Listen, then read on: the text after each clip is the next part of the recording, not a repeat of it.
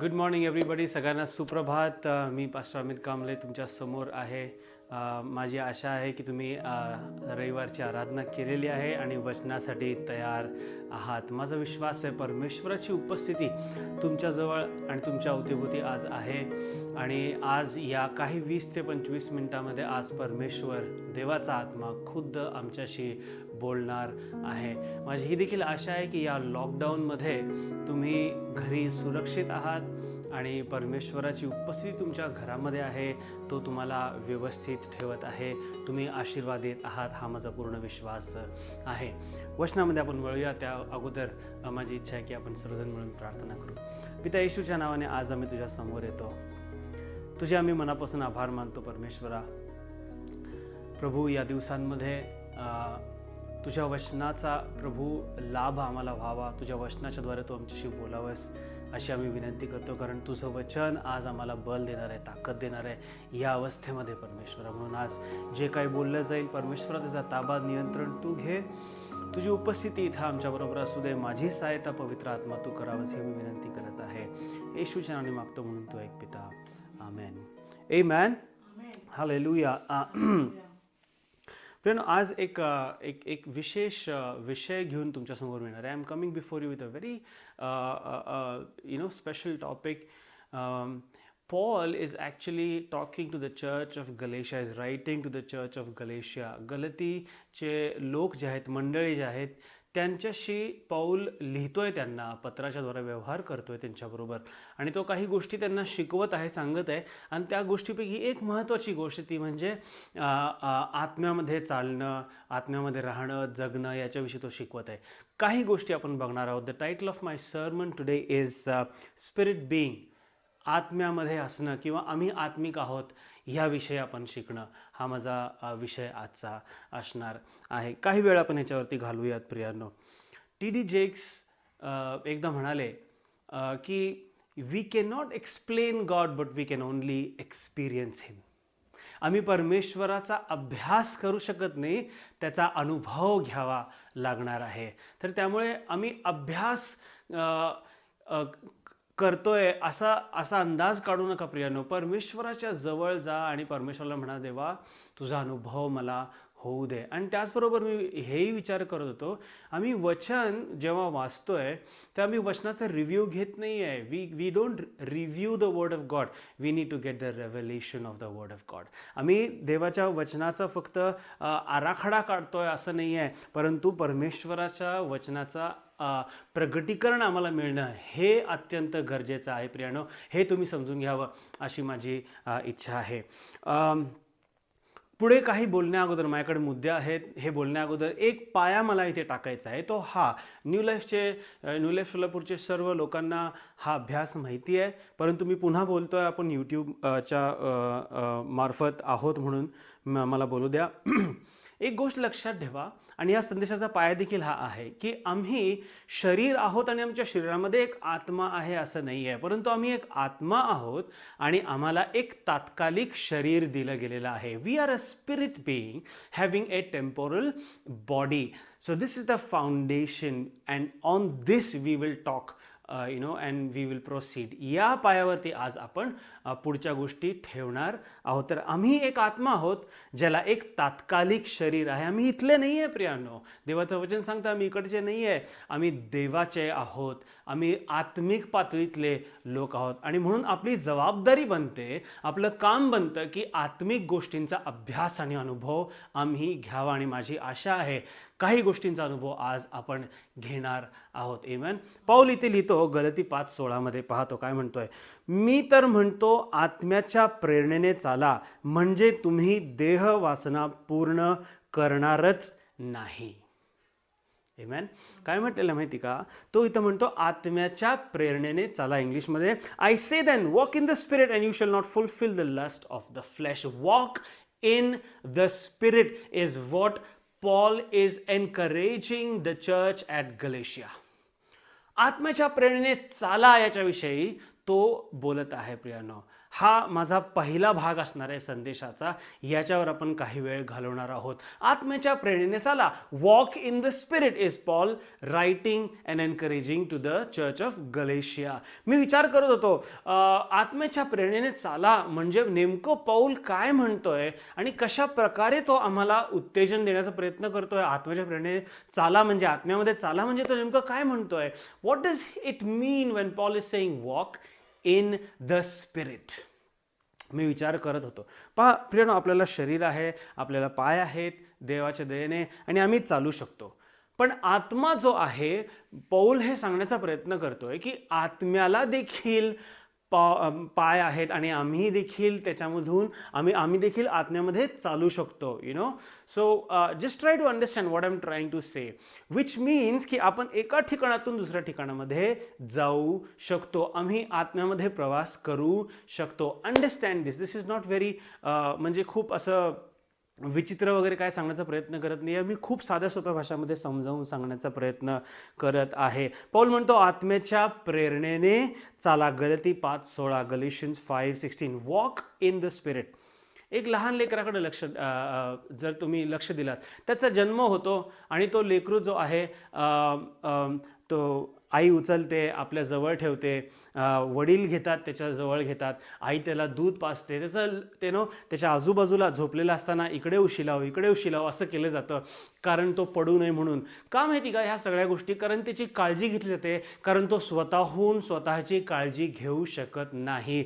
दिवस जातात, आठवडे जातात, महिने जातात, कदाचित एका वर्षानंतर तो जो लहान मुलगा आहे आता काय झालेलं आहे माहिती का, तो अचानकपणे त्याच्या वडिलांच्या समोर, आईच्या समोर तो अचानकपणे उभारतो आणि तो पहिलं पाऊल टाकायला लागतो आणि चालायला सुरुवात करतो. जसं हे होतं, आई वडील इतके खुश होतात. मला तुम्हाला सांगायचं आहे, they are so happy when they see their kid walking for the first time. Just picture this. ह्याचं चित्रीकरण तुमच्या मनामध्ये तुम्ही करा ह्या सर्व गोष्टींचा. आणि पौल आता म्हणतोय आत्म्याच्या प्रेरणेने चाला. माझा पहिला मुद्दा या उदाहरणावरून, वॉकिंग इज ग्रोईंग अँड मच्युरिंग. चालणं म्हणजे विकसित होणे होय. जो लहान शिशू, जो शिशू आहे, तो मुलगा आहे, लहान लेकरू जो आहे, एक काळ अशी होती की तो फक्त आईच्या कडेवरच असायचा, वडिलांच्या हातावरच असायचा. तो खाली त्याला त्या जमिनीवर ठेवायचे आणि तो तिथेच रेंगायचा. तो अशाच अवस्थेमध्ये राहायचा. परंतु आता काय झालेलं आहे माहिती का, तो वाढलेला आहे, तो विकसित झालेला आहे, त्याच्या शरीरामध्ये त्याचा विकास झालेला आहे आणि आता तो उभा आहे त्याच्या शक्तीमध्ये आणि तो पाऊल टाकत आहे. म्हणजे वॉक इन द स्पिरिट, आत्म्याच्या प्रेरणेने चालणे म्हणजे काय माहिती का, एका अप्रौढ अशा अविकसित अशा स्थितीमधून विकसित स्थितीमध्ये जाणं म्हणजेच आत्म्यामध्ये चालणं होय. Growing from immaturity to maturity is called walk in the spirit और वॉकिंग इन द स्पिरिट. म्हणजे पौल काय सांगत आहे माहिती का, गलिशियाच्या मंडळीला पौल काय म्हणतोय माहिती का, की तुम्ही आता लहान राहणं बंद करा.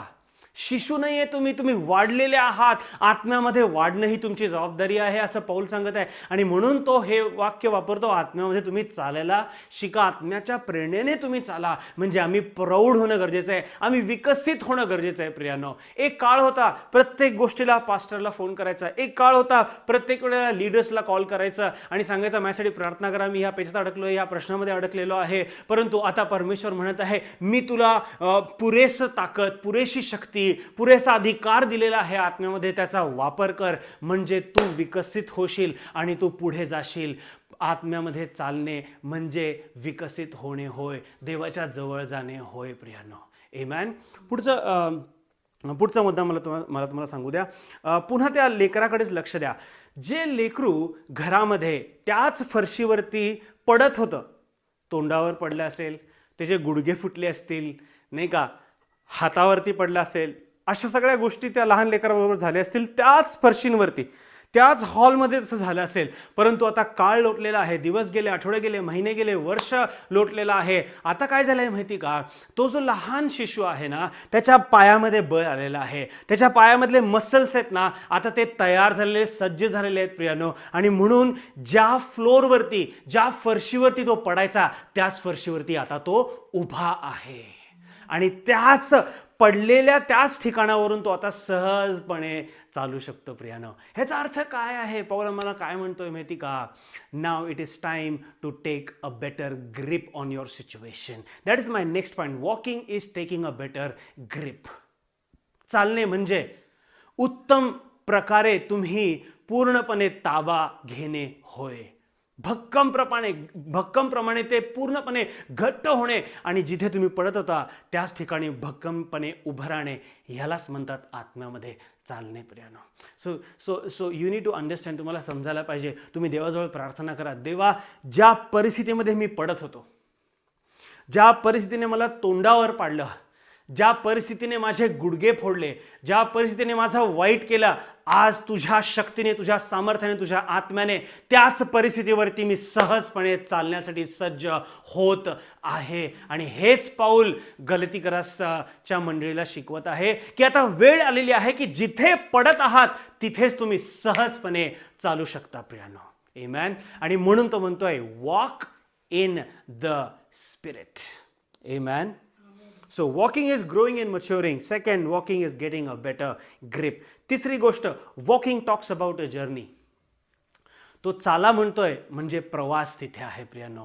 पौल आम्हाला सांगतोय, मंडळीला सांगतोय, एका ठिकाणी राहणं ही देवाची इच्छा नाहीये. इन द सेन्स, एकाच परिस्थितीमध्ये अडकून राहणं, त्याच इमोशन्समध्ये राहणं, तिथेच फक्त पडून राहणं, मी एकटाच आहे, मी मला काही मदतच नाही आहे, माझ्याकडे काही होऊ शकतच नाही आहे, या लॉकडाऊनच्या परिस्थितीमध्ये आता मी काय करू, मला काहीच कळत नाही आहे, मी आता इथेच आहे, ही परमेश्वराची इच्छा नाही आहे प्राणो. कारण काय माहिती का, stagnancy is not from the Lord, consistency is from the Lord, movement is from the Lord. Stagnant होणं म्हणजे एकाच ठिकाणी अडकून राहणं ही देवाची इच्छा बिलकुल नाही आहे प्रियानो. तुम्हाला समजत नसेल काय करायचं आहे, तुम्हाला कळत नसेल काय करायचं आहे, तुम्हाला ती ताकद अजून प्राप्त झाली नसेल, ते ज्ञान आणि तो पुरवठा अजून झाला नसेल, हरकत नाही. परमेश्वरामध्ये आशा धरून राहा, विश्वासाचं एक पाऊल पुढे टाका प्रियानो. कारण पाऊल आम्हाला आज उत्तेजन देत आहे. चालणं म्हणजे एक प्रवास आहे आणि आत्म्यामध्ये हा प्रवास आम्हाला करणं अत्यंत गरजेचं आहे. Amen. So you need to move ahead. Stagnancy is not from the Lord. त्याच ठिकाणी राहणं, तिथेच राहणं आता बस झालेलं आहे. आम्हाला झटकायचं आहे आमच्या अंगावरची धूळ, ती राख आम्हाला झटकायची आहे, ते गोंटाट आम्हाला टाकायचं आहे खाली आणि आम्हाला उभं राहायचं आहे. जसा दावीद उभं राहिला, जोपर्यंत त्याचा मुलगा आजारी होता तोपर्यंत त्याने राख लावली स्वतःला, गोंटाट नेसलं त्याने आणि तो प्रार्थना करत होता आणि तो म्हणत होता, देवा तू माझ्या मुलाला वाचव, माझ्या मुलाला वाचव, माझ्या मुलाला वाचव. तिथेच तो होता. ज्या वेळेस त्याला कळालं, तो एक व्यक्ती आणि त्याला सांगितलं की तुमचा मुलगा मेलेला आहे, त्याच वेळेस तो उठला प्रियानो. आपल्या अंगावरची राख त्याने झटकली, आपला गोंटाट त्याने टाकला, त्याने अंघोळ केली, त्याने नवीन कपडे घातले आणि वचन काय सांगतं माहिती का, तो गेला, मंदिरामध्ये गेला आणि त्याने परमेश्वराची आराधना केली प्रियानो. याला म्हणतात चालणे. चालणं एक प्रवास आहे प्रियानो. तिथेच अडकून राहणं गरजेचं नाही आहे आणि ही देवाची इच्छा नाही आहे प्रियानो. We need to get up from our sackcloth. We need to give away our sackcloth, dust it off and then walk in the spirit, because walking is a journey and Paul is encouraging us to be in this journey in the spirit. चौथा मुद्दा मला walk in the spirit च्या विषयी मला तुमच्याशी बोलू द्या. walking is a task. चालणं हे एक टास्क आहे, एक काम आहे प्रियानो. हे लक्षात घ्या. एक काळ होता परमेश्वर आम्हाला सांभाळायचा, एक काळ होता परमेश्वर म्हणायचा असं करू नको, त्याने आपल्याला पंखाखाली ठेवलेला, आजही ठेवतो, हे त्याच्याविषयी काहीच दुमत नाही आहे. पण मला तुम्हाला सांगू द्या प्रियानो, आता तो काळ निघून गेलेला आहे, शिशु असण्याचा काळ निघून गेला. पाऊल काय म्हणतो माहिती का एका ठिकाणी, कितपत तुम्ही फक्त स्पून फिडिंग मध्ये असणार आहे किंवा कितपत तुम्ही फक्त दुधावरती जगणार आहात, जड अन्न खाण्याची वेळ आहे, असं पाऊल मंडळीला सांगत आहे एका ठिकाणी. म्हणजे काय माहिती का, तुम्हाला प्रयत्न करणं गरजेचं आहे. चालणं तुम्हाला करायचं आहे. तुमचा पाऊल तुम्हाला उचलायचा आहे. तुम्ही इतरांना सांगू शकत नाही की बाबा माझा पाय तू पुढे टाक म्हणजे मी चालतो. असं कोण करतं माहिती का? जे विकलांग आहेत तेच करतात. Are you understanding? Those who are physically challenged or maybe physically disabled, I want to respect everybody, but just try to understand what I'm saying. Those who are physically challenged or disabled are only asking for help from people that pick my leg and put it up. I need a crowd. You know, मला ह्याची गरज आहे, मला एका दुसऱ्या सहाऱ्याची गरज आहे. केव्हा? कारण मी स्वतःहून ते करू शकत नाही. परंतु परमेश्वराचं वचन सांगतं त्याने आम्हाला बलसंपन्न केलेलं आहे. आमेन. इफिसमध्ये पण त्यांनी आम्हाला बलसंपन्न केलेलं आहे. त्यांनी आम्हाला पुरेसं दिलेलं आहे. आम्हाला त्या सुंदर नामी दरवाजाच्या जवळ बसलेल्या भिकाऱ्यासारखं बनायचं नाही. वचन सांगतं की त्याच्याकडे पाय होते पण तो चालू शकत नव्हता. तो पांगळा होता. म्हणजे पाय होते परंतु पायात ताकद नव्हती. आज आपली परिस्थिती अशी नाही आहे प्रियानो. आमच्याकडे ताकद आहे. आम्ही स्वतः पाऊल उचलणं गरजेचं आहे. Walking is a task. We need to walk. We need to move on. We need to move ahead. Amen. ह्याच 4 शब्दांमधून आम्हाला हे 4 गोष्टी आम्हाला कळत आहेत. When he says walk in the spirit, he means walking is growing and maturing, walking is getting a better grip, walking talks about journey, and walking is a task. चालणं म्हणजे विकसित होणं आहे. चालणं म्हणजे ताकद गोळा करणं आहे. चालणं म्हणजे एक प्रवास आहे. चालणं म्हणजे एक आपली स्वतःची कामगिरी आहे. आमेन. आपण पुढे जाऊया. पुढची गोष्ट गलती 5:18 मध्ये पुन्हा पाऊल काय म्हणतो माहिती का? तुम्ही आत्म्याच्या प्रेरणेने चालवलेले आहात तर तुम्ही नियमशास्त्राच्या अधीन नाही. पहिल्या 16 वचनामध्ये तो काय म्हणतो? आत्म्याच्या प्रेरणेने चाला. आणि इथं तो काय म्हणतो? जर तुम्ही आत्म्याच्या प्रेरणेने चालवलेले आहात. Understand? English. But if you are led by the spirit you are not under the law. So now Paul is telling not only walk in the spirit but you need to be led by the Spirit. Amen. तर हा माझा दुसरा भाग आहे या संदेशाचा. आम्ही फक्त आत्म्यामध्ये चालणं गरजेचं नाहीये प्रियानो. आम्ही आत्म्याच्या प्रेरणेने चालवलं जाणं हे गरजेचं आहे. Just walking in the Spirit is not important. Being led by the Spirit is important. आमेन. आणि पाऊल नेमकं मंडळीला हेच सांगणार, तुम्हाला तुमचा विकास होणं गरजेचं आहे मंडळी हो. तुम्ही वाढणं गरजेचं आहे. तुम्हाला समजणं गरजेचं आहे. यु नो ह्यामध्ये काही गोष्टी आहेत मी तुम्हाला सांगत आहे. तो काय म्हणतो? जर तुम्ही आत्म्याद्वारे चालवले गेले आहात तर तुम्ही नियमशास्त्राच्या अधीन नाही. नियमशास्त्र म्हणजे काय दर्शवतं माहिती का? नियमशास्त्र म्हणजे बंधन दर्शवतं. You are in bondage. Law talks about bondage. You are in a bondage. But then he says, if you are being led by the Spirit, you are not under the law, which means you are free. समजते तुम्हाला? जर तुम्ही आत्म्याच्या प्रेरणेने चालवलेले आहात म्हणजे तुम्ही नियमशास्त्राच्या अधीन नाही. नियमशास्त्राच्या अधीन नाही म्हणजे तुम्ही बंधनात नाही. तुम्ही स्वतंत्र आहात. तुम्ही मुक्त आहात प्रियानो. म्हणजे आत्म्याच्या प्रेरणेने चालणे किंवा चालवले जाणे म्हणजे स्वतंत्र होणे होय. So what is free? I am free in the Lord. I am free in the Lord आपण म्हणतो. मी स्वतंत्र झालोय देवामध्ये. ह्याचा अर्थ काय? जे वाटेल ते करायचं नाही असं नाही. मी स्वतंत्र आहे म्हणजे आत्मा मला जसा चालवतो तसं मी चालणे होय. Amen. So we need to understand this. हे तुम्ही समजणं अत्यंत गरजेचं आहे प्रियानो. हालेलुया. आत्म्याच्या प्रेरणेने चालवले गेलेले आम्ही असलं पाहिजे. दुसरी गोष्ट लेड बाय द स्पिरिटसाठी तो काय म्हणतो? तुम्ही जर इंग्लिशमध्ये if you are led by the spirit, if हा शब्द आलाय, जर तुम्ही आत्म्याच्या प्रेरणेने चालवले गेले आहात तर. If you are led, being led by the spirit is a choice. दुसरी गोष्ट, आत्म्याने चालवले जाणे ही एक निवड आहे. पवित्र आत्मा कोणावरही जबरदस्ती करत नाही. ही गोष्ट लक्षात ठेवा. ती ॲडव्हर्टाइजमेंट तुम्ही बघितली असेल. 4 माणसं बसलेले आहेत. एक जण गाडीवरती येतो आणि गाडीवरती बसलेला तो जो माणूस आहे त्याला विचारायचं असतं मला ह्या कुठेतरी जायचं आहे त्याला आणि त्याला रस्ता माहीत नाही आहे.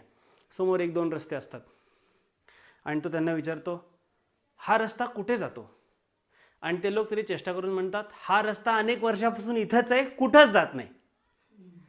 लक्षात येते तुम्हाला? हा मोठा जोक आहे आणि ही एक चांगली ॲड पण होती, परंतु काही शिकण्यासारखं आहे प्रेरणा याच्यामधून. पवित्र आत्मा तिथेच आहे, कुठेच जात नाही. तो रस्ते जे आहेत ना, रस्ते कधी कोणावरती जबरदस्ती करत नाहीत की तुम्ही आमच्यावरच येऊन तुम्ही चालवा तुमची गाडी. नाही. कुठला रस्ता निवडायचा आणि कुठला रस्ता निवडायचा नाही, ही आपली निवड आहे प्रियानो.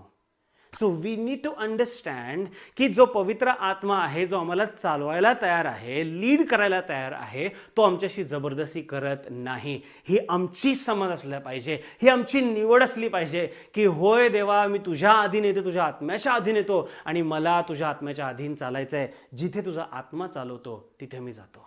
बाप्तिस्मा झाला येशूचा, झाल्या वचन काय सांगतं माहिती का? आणि आत्म्याने त्याला अरण्यात नेले. आपल्याकडे आज काय होते? बाप्तिस्मा झाला, मोठी पार्टी करा, हे करा, ते करा, विच इज ऑल गुड. मी काय म्हणत नाहीये. येशूला पण असं होऊ शकलं असतं, परंतु काय सांगतं, ज्या क्षणी तो पाण्यातून वर आला, आत्म्याने त्याला कुठे नेले? पार्टीमध्ये नाही, अरण्यात नेले. काय आम्ही जायला तयार आहोत जिथे आत्मा आम्हाला घेऊन जायला तयार आहे? आत्म्याच्या द्वारे, त्याच्या प्रेरणेने चालले जाणे, पुढे जाणे हे गरजेचं आहे. It is a choice. तिसरी गोष्ट, wandering is walking but walking is not wandering. लक्षात ठेवा.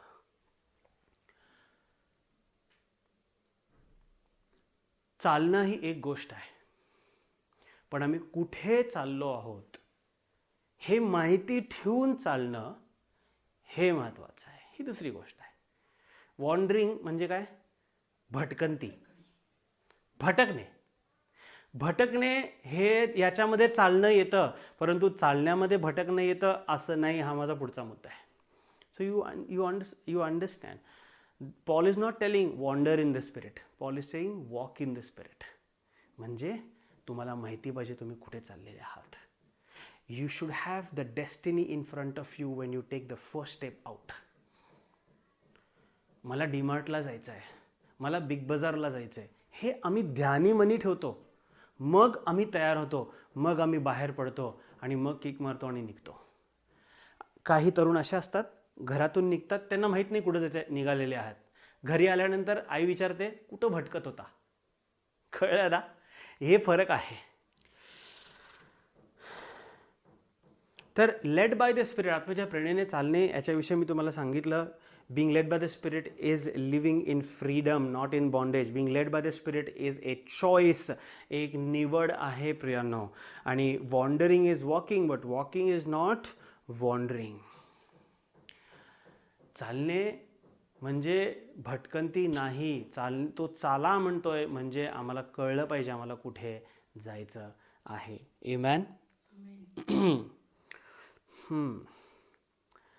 आणि पौल ॲक्च्युली विचारत आहे मंडळीला की तुम्ही आत्म्याच्या प्रेरणेने चाला. तो सांगत आहे. म्हणजे याचा अर्थ काय माहिती का?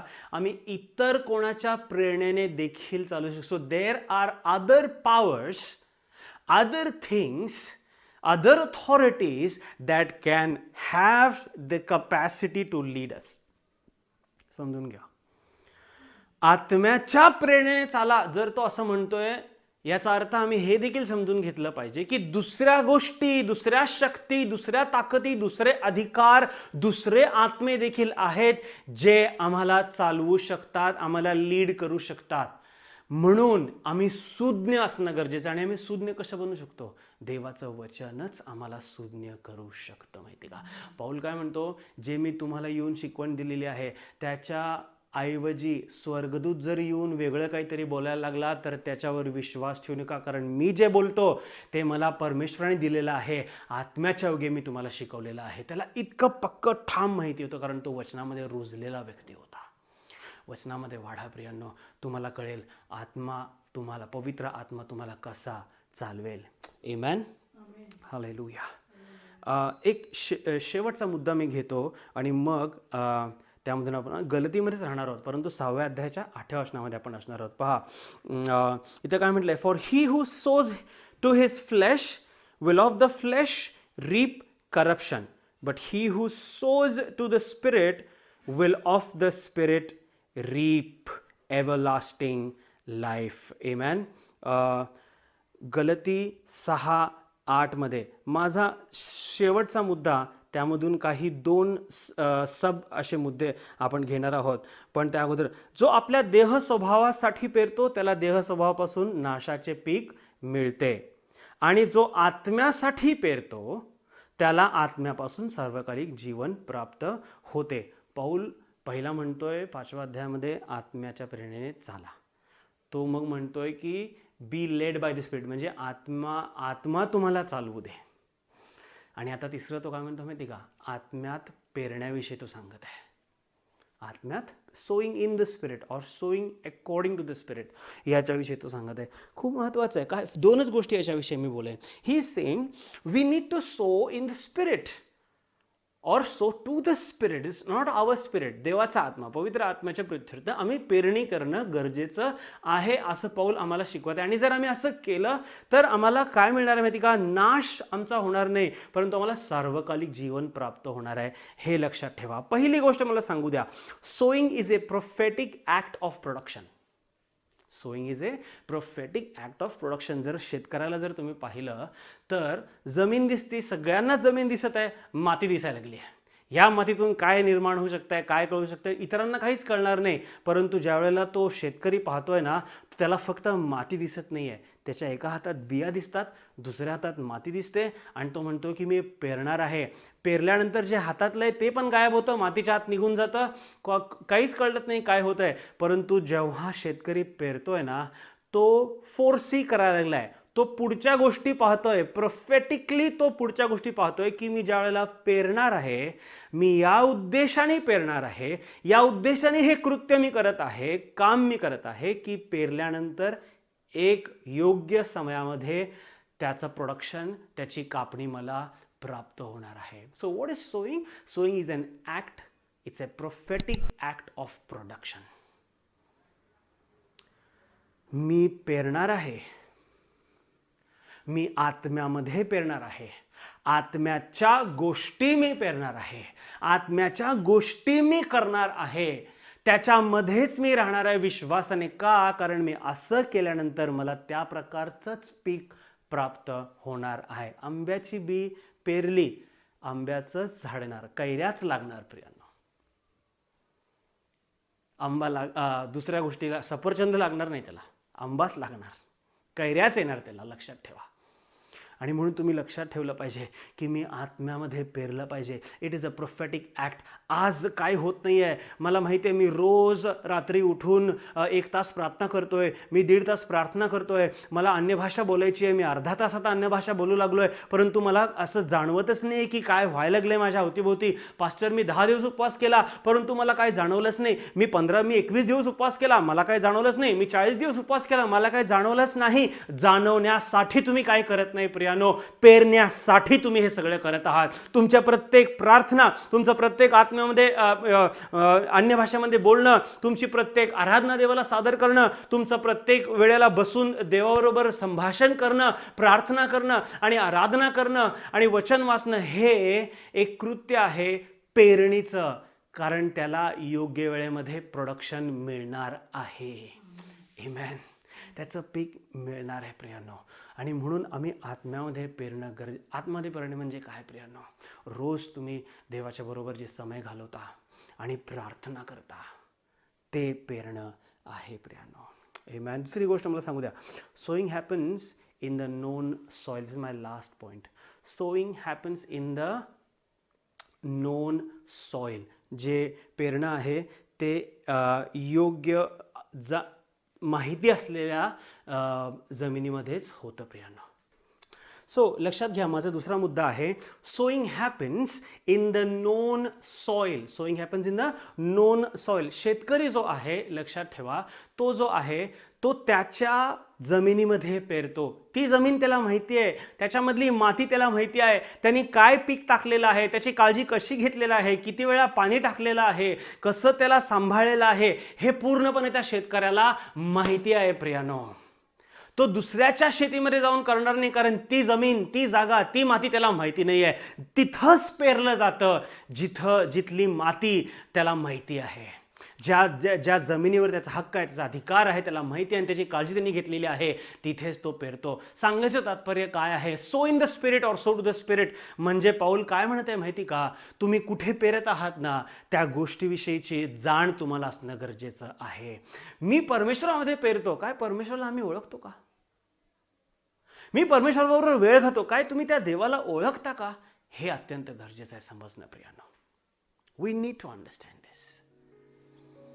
So please know your God, have an experience about God, and only then start sowing in Him, start sowing in Him, start sowing in Him. You will reap blessings after blessings. Amen. देवबाप करो की तुम्ही आत्म्यामध्ये असा, आत्म्यामध्ये चालाल, आत्म्याच्या प्रेरणेने चालाल, आत्म्यामध्ये तुम्ही पेरू लागाल. Amen. आपण प्रार्थना करू प्रियांनो, आणि माझी आशा आहे की परमेश्वराचा आत्मा तुमच्यावरती नव्याने उतरून येईल. पिता येशूच्या नावाने आज तुझ्या समोर येतो. पौल आज आम्हाला शिकवत आहे की आम्ही आत्म्यामध्ये चाललं पाहिजे, आत्म्याच्या प्रेरणेमध्ये असलं पाहिजे. आम्ही आत्मा जिथे चालवतो तिथं आम्ही जाणं गरजेचं आहे. परमेश्वरा, जिथे आम्ही पडलोय, वेळ आहे तिथेच उभा राहण्याची, त्याच्यावरच ताकदीने उभा राहायची वेळ आलेली आहे आणि आम्ही परत आहोत. आम्हा सर्वांना आशीर्वादित कर. ख्रिस्त येशूच्या नावाने मागतो एक पिता. आमेन. Amen. May the Lord bless you. Thank you very much.